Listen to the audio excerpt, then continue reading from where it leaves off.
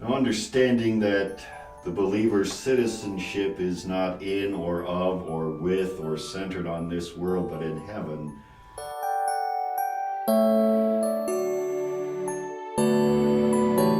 that their sights are set on the heavenly country that does not fade and won't rust, and thieves can't break in and steal, and no, not even the angels, all the angels of hell cannot prevail against it.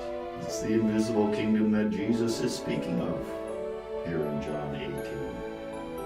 You know, I've come to think, even for myself, if only I could walk and learn to walk more and more by faith and not by sight, that the promises that Jesus gives, put my trust in them, I'd be a whole lot happier and would rightly and truly enjoy these days and this time of grace that the Lord has given.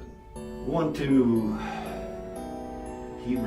turn you to Hebrews 11, verses 13, 14, and 16. These all died in faith, not having received the promises, but having seen them afar off, were assured of them, embraced them, and confessed that they were strangers and pilgrims on the earth. For those who say such things declare plainly that they seek a homeland, but now they desire a better, that is, a heavenly country. Therefore God is not ashamed to be called their God, for he has prepared a city for them. Now these that the writer to the Hebrews is talking about is, of course, Abraham, Isaac, Jacob, Noah, Abel, the believers who preceded. And then also those in chapter 11 that he speaks of following these verses. And just a quick thought that the phrase not having received the promises is simply speaking of the earthly, in connection with Abraham, Isaac, and Jacob, that God promised to give them the land of Canaan and so forth, but they didn't see that brought to fruition in time.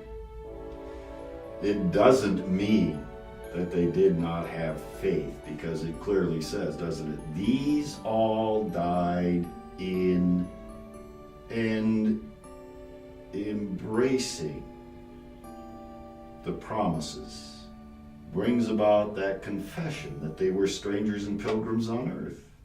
And those who look for, long for, desire that heavenly and eternal country take no thought for the morrow. Don't worry about all the things of this world. And that 11th chapter goes on to speak of many who did not have riches or honor, endured all manner of evil and suffering from the world, and this by faith.